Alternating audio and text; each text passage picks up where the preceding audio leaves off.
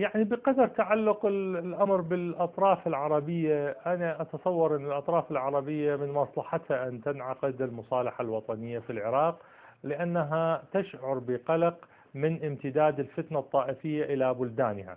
يعني تلاحظ كل المحيط العربي في العراق كله محاط بمجتمعات أيضا فيها تركيبة اجتماعية متنوعة، سواء على مستوى طائفي أو عرقي أو ما شابه ذلك.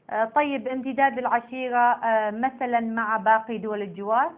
يعني المشكلة اللي نعاني منها في العراق ممكن أن تكون موجودة في البلدان العربية الأخرى. لذلك من مصلحة البلدان العربية أن تنعقد مصالحة وطنية حقيقية في العراق، وأن يدار العراق من قوى وطنية بعيدة عن الطائفية وبعيدة عن الشوفينية وبعيدة عن التكفير. عند ذلك أنا أتصور أن الإقليم العربي ممكن أن يكون داعما لهذا المشروع. إذا هذا الإرث له تأثير مباشر على المصالحة الوطنية سيد الجابري. أنا أتصور يعني الإقليم العربي ممكن أن يلعب دور أساسي في المصالحة الوطنية في العراق، لأن الإقليم العربي مهدد أيضا في وحدته الوطنية، ويخشى من امتداد الفتن الطائفية أو العرقية إلى أوساطه الشعبية.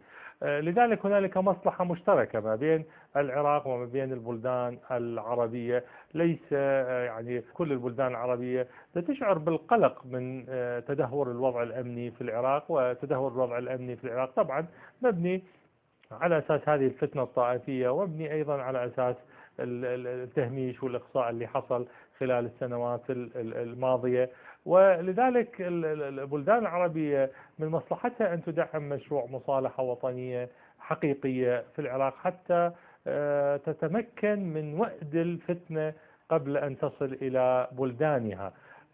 لذلك أنا أعول على البلدان العربية في هذا المجال. وأخيرا سيد الجابري، ما هي الحلول الناجعة والتي تسهم في دفع مشروع المصالحة الوطنية إلى الأمام وترضي أغلب الأطراف المشاركة فيها والخارجة عنها؟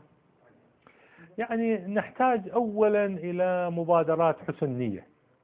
يعني مبادرات حسن النية من أطراف الصراع مسألة مهمة.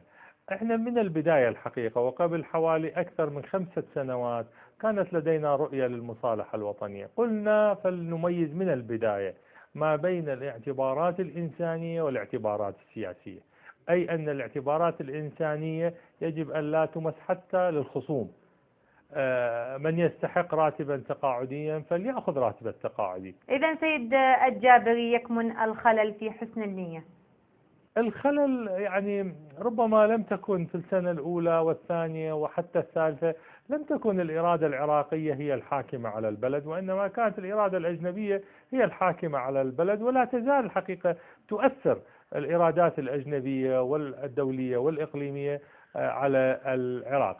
يعني لو أصبحت الإرادة عراقية صرفة، أنا أعتقد يتقدم الجميع نحو المصالحة الوطنية. والمصالحة الوطنية بما أنها الآن تحتاج إلى وقت طويل، إذن تحتاج إلى مبادرات حسن نية من أطراف الصراع جميعا، حتى تكون مقدمة لعقد اتفاق أو لفتح صفحات من الحوار الجاد للوصول إلى حلول للعقد السياسية التي تعترض طريق المصالحة الوطنية.